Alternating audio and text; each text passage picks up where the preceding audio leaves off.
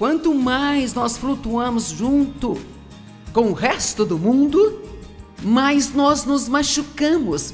Não se deixe tornar-se egoísta e egocêntrico e tão avarento, sempre querendo mais e mais e mais. Tenha uma vida agradável, mas ajude as pessoas feridas.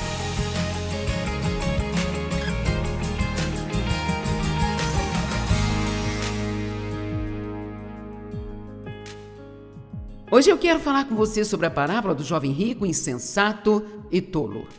E esta parábola é repetida em pelo menos 3 dos evangelhos.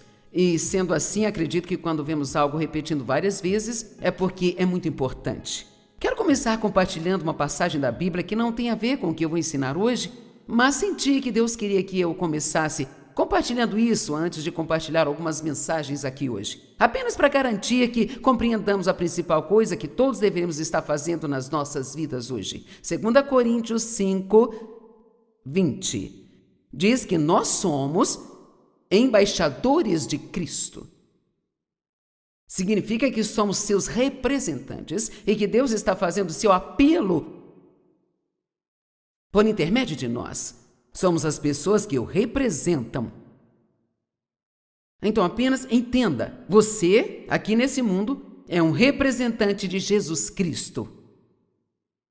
E Ele está fazendo um apelo através de você para que as pessoas o deixem entrar na vida delas. Então diz, nós imploramos por amor a Cristo e seu divino favor, que agora está sendo ofertado a vocês, que se reconciliem com Deus. Antes de termos outros ministérios, todos temos 2 ministérios. Somos chamados como intercessores e também como reconciliadores, chamados para ajudar as pessoas a se reconciliarem com Deus e voltarem a ter um relacionamento com Ele. E assim, neste dia quero encorajá-lo a nunca focar a sua energia somente, quero dizer, correr atrás daquilo que você deseja e quer. Porque você verá nesta parábola que você pode ter tudo o que pensa que quer agora e ainda ser a pessoa mais miserável desta terra. A nossa alegria, a nossa paz, não é encontrada naquilo que nós possuímos, em nossos investimentos, tendo nosso próprio escritório, com nosso nome na porta, ou estando num certo grupo social. Só podemos tê-las tendo um relacionamento correto com Deus, estando de acordo com a sua vontade. Se é algo que eu tenho focado e tentado levar as pessoas a focar também, é que o mundo está em uma situação tão desesperadora e nós fomos escolhidos neste tempo em que nós vivemos. Você foi escolhido para viver neste tempo e Deus tem um propósito para você. E vocês podem não ser pregadores de púlpitos, mas a sua vida é uma pregação. E também a principal razão pela qual mais pessoas não estão seguindo a Cristo. E também porque os cristãos estão sendo zombados, ignorados e cada vez menos pessoas vão à igreja hoje em dia. E não é porque tem algo errado com Deus, e sim por causa de como representamos aqui. Amém? E, na verdade, isso é algo que cada um de nós temos a responsabilidade de fazer. Por favor, não coloque um adesivo no seu carro e pendure uma cruz no seu pescoço, se você não vai, pelo menos, fazer um bom esforço para ir lá fora e agir como acredita que é a forma que Jesus quer que você haja. Amém? Ok.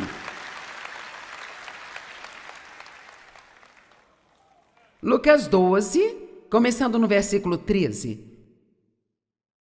Alguém da multidão disse a ele: Mestre, diga ao meu irmão que divida a herança e compartilha comigo.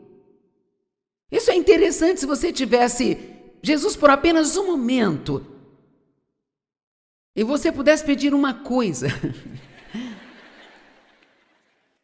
O que pedíssemos, naquele momento, revelaria um mundo de conhecimento sobre nós e o nosso caráter. Então ele queria mais dinheiro.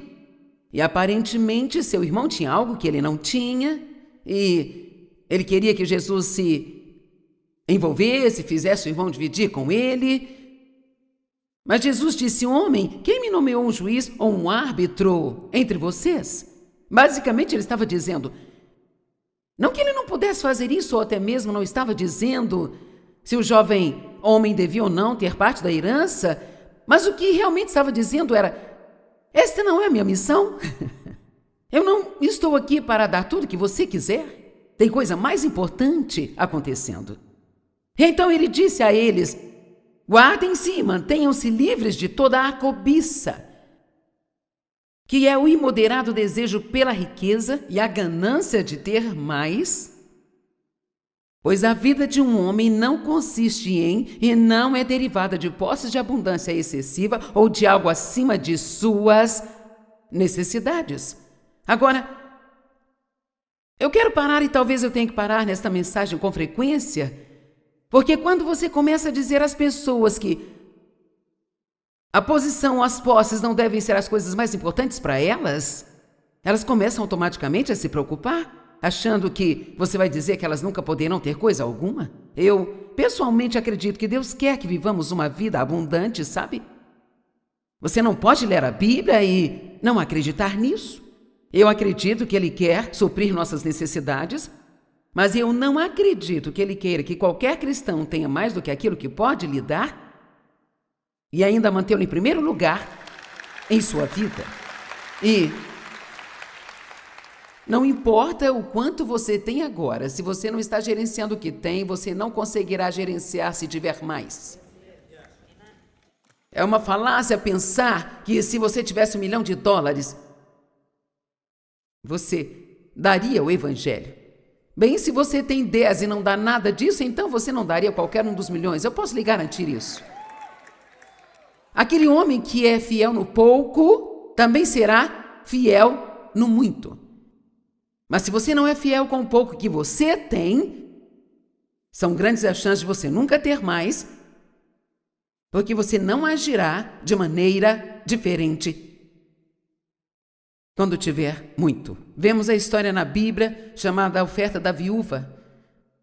E é tão surpreendente que foi uma das histórias que o Espírito Santo achou necessário registrar e deixar lá para sempre. E aqui está a história dessa mulher que tinha tão pouco, talvez centavos, e agora ela é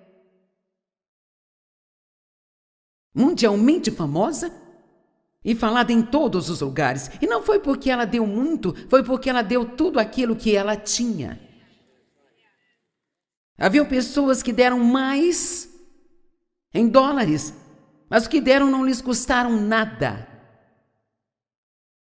Veja, se você tem muito dinheiro e dá 20, 30, 40 dólares na oferta, então isso não custou muito para você, nem mexeu no seu bolso sequer, mas sabe que se você tem apenas 10 e dá 2 ou 1, então isso significa que provavelmente você não pôde fazer algo que você queria fazer naquela semana.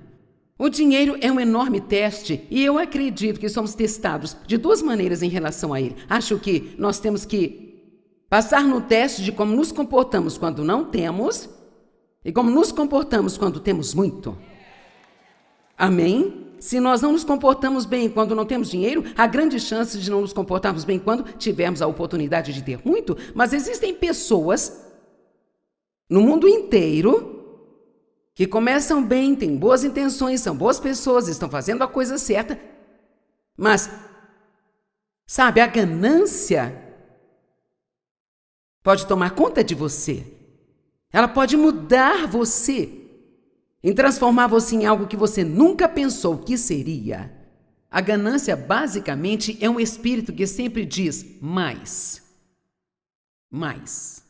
Alguns de vocês, eu teria que dizer a mim mesma, e é o que eu vou dizer, alguns de vocês aqui têm mais do que já teve em toda a sua vida. Deus tem levado você mais longe do que poderia imaginar. Ele promoveu você. Digo,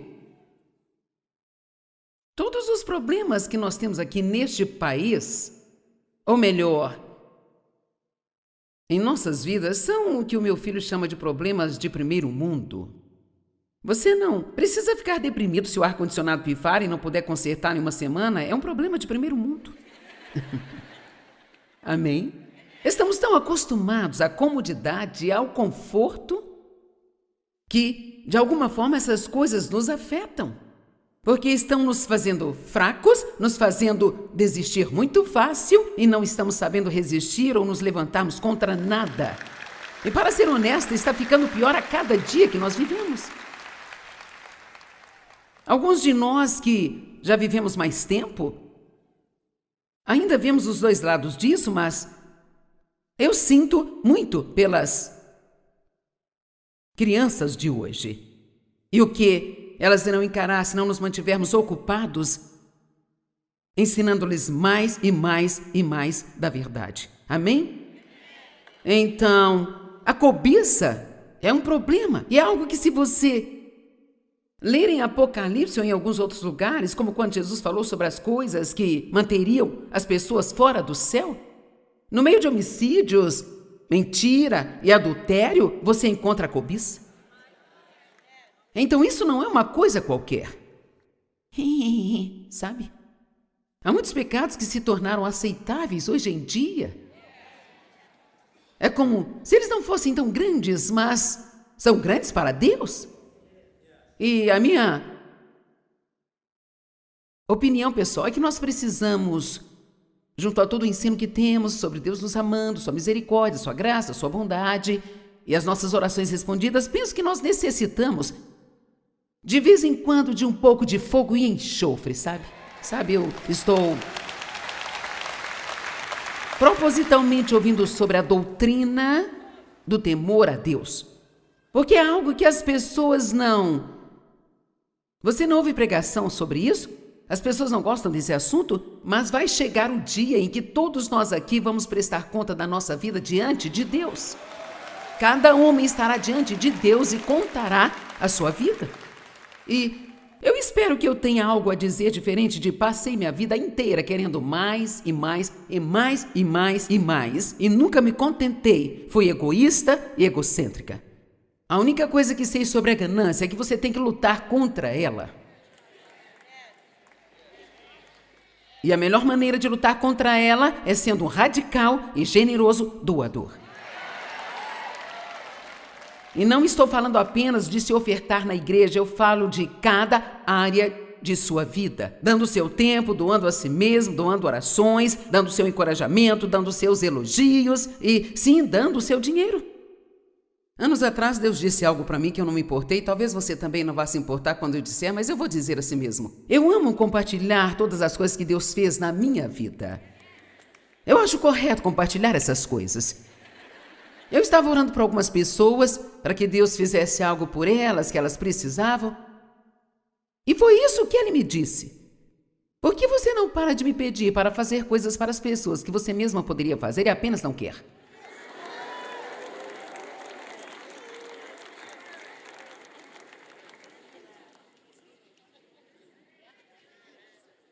Esse é um daqueles, se lá, pare e pense calmamente nisso. Queremos que Deus conserte isso porque nós não queremos nos incomodar ou gastar algo, mas estamos nos machucando. Quanto mais flutuamos junto com o resto do mundo, mais nós nos machucamos.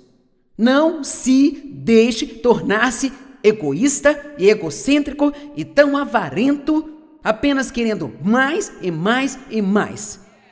Tenha uma vida agradável, mas ajude as pessoas feridas. Amém? E bata a palma bem alto, porque senão vou pregar por 3 horas aqui.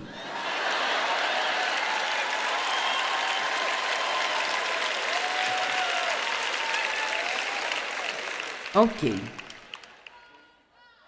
Agora veja. Então ele disse a eles, guardem a si mesmos e mantenham-se livres de toda a cobiça, que é o imoderado desejo pela riqueza, a ganância de ter mais, pois a vida de um homem não consiste em e não é derivada de posses ou de abundância excessiva. Então ele contou essa parábola. Veja, Jesus, para chegar a esse ponto, lhes contou uma parábola. E ele disse: a terra de um homem rico era fértil e produziu muito. Ele pensou consigo mesmo: agora quero que você observe que ele não orou sobre isso, ele teve uma conversa consigo. O que eu devo fazer?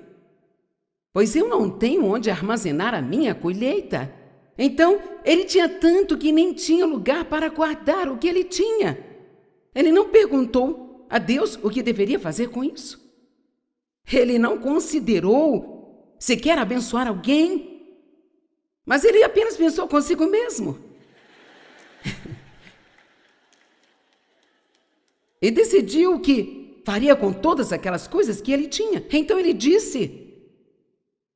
Circulei na minha Bíblia os lugares onde ele diz: eu vou. Ele diz: farei isso, eu derrubarei as minhas lojas e construirei lojas maiores, e lá eu guardarei todo o meu grão e a minha produção e meus bens. E assim direi à minha alma: você tem muitas coisas boas armazenadas para muitos anos. Relaxa, coma e beba e divirta-se.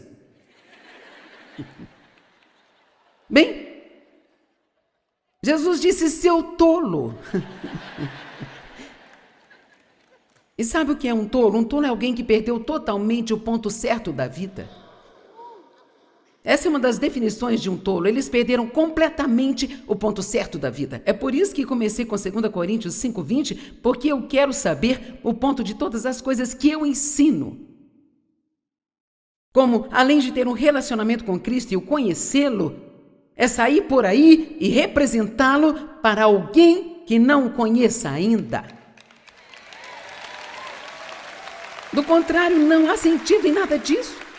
Se tudo que fazemos é pregar e dizer a todos quão maravilhosos são e quanto Deus os ama e sabe o quanto Deus quer que eles tenham e que eles serão promovidos e as pessoas, sabe, dar-lhes.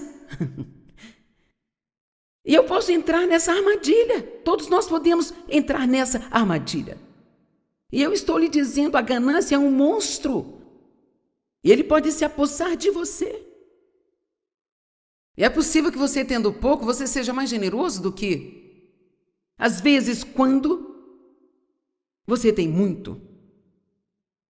Isso realmente é um fato. A ganância é um espírito maligno que chora por mais.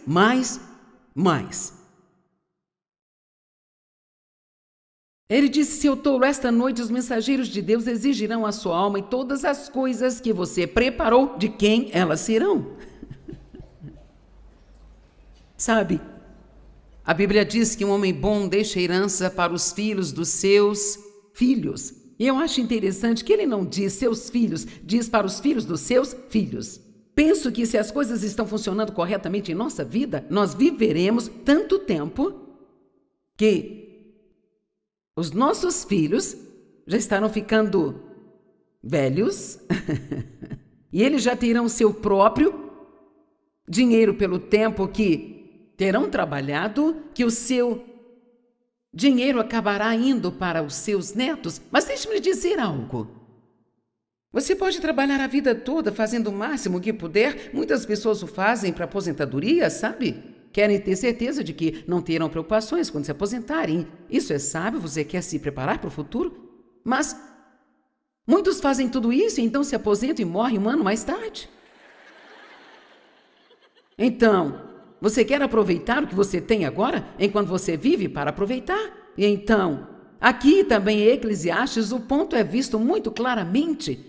Você pode trabalhar a vida inteira para deixar tudo para alguém, mas você não tem ideia do que eles farão com isso. Portanto, há muito mais em viver do que só tentar armazenar coisas, construindo celeiros maiores e ver o quanto você pode ter para se sentir bem confortável. Se realmente acreditamos na palavra, não podemos dar mais do que Deus. Mas quanto mais você dá, mais tesouro terá armazenado no céu. Que, aliás, o céu é o lugar onde nós vamos viver. Então, digamos que vamos viver 90 anos. Ok, você quer 100. Vamos dizer que você viva 100 anos, ok? Mas o céu é onde você vai passar a eternidade. Nós não conseguimos nem imaginar o quão longo é esse tempo. Então você não acha que é bem melhor ajuntarmos tesouros lá do que aqui? Onde está o seu coração, ali estará o seu tesouro também. Sabe, qualquer pessoa que tem uma atitude ruim no culto na igreja, durante a oferta, esse tem sérios problemas. Bem, eles estão apenas tentando ganhar o seu dinheiro. Em toda parte que você vá, tentam ganhar o seu dinheiro. No posto de gasolina querem seu dinheiro. Quando vai ao supermercado, eles querem o seu dinheiro. Quando você vai ao shopping, eles querem seu dinheiro. No restaurante, querem o seu dinheiro. O único lugar que as pessoas ficam irritadas é na igreja. O que não faz o menor sentido.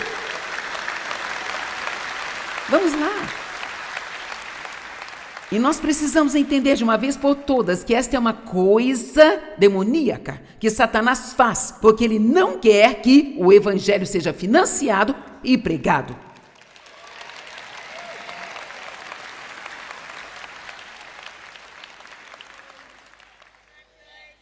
Mas é o que eu sempre farei. Versículo 21. Assim acontece com quem guarda para si riquezas, mas não é rico em sua relação para com Deus. E então Jesus disse a seus discípulos: por isso eu te digo, não seja ansioso ou preocupado em cuidados em relação à sua vida, o que você vai comer, o que vai vestir, o que vai colocar no seu corpo. Sua vida é mais do que comida e seu corpo é mais do que roupas. E deixe-me lhe dizer, a vida, na verdade, é muito mais do que possessões. Busque primeiro o reino de Deus e a sua justiça, e todas estas coisas serão acrescentadas a você. Deleite-se no Senhor e Ele dará os desejos do seu coração. Nunca busque a Deus apenas para o que você pensa que quer, pois esse é um estágio nível bebê cristão. E não é um lugar ruim para começar. Acredito que todos temos um pouco de lua de mel com Deus. Já fomos um bebê cristão com nossa mamadeirinha, nossa chupetinha e nosso cobertorzinho. E nesta fase, nós só pedimos a Deus o que queremos, o que nós precisamos, e Ele apenas aparece e nos dá todas as coisas que pedimos. Mas você tem que chegar a um tempo de transição. Esse ribeiro vai secar. Você não pode apenas abrir a Bíblia, apontar e obter uma palavra de Deus. Você terá que estudar e crescer. E nem sempre tudo virá por milagres. Existem algumas coisas que você precisa esperar. Porque quanto mais fácil nós temos, mais permanecemos neste estágio de cristianismo bebê. Para crescer, teremos que passar por algumas coisas. E assim chegará um tempo de transição em que Deus não vai querer apenas 20 minutos a cada manhã que você precisa para se salvar naquele dia,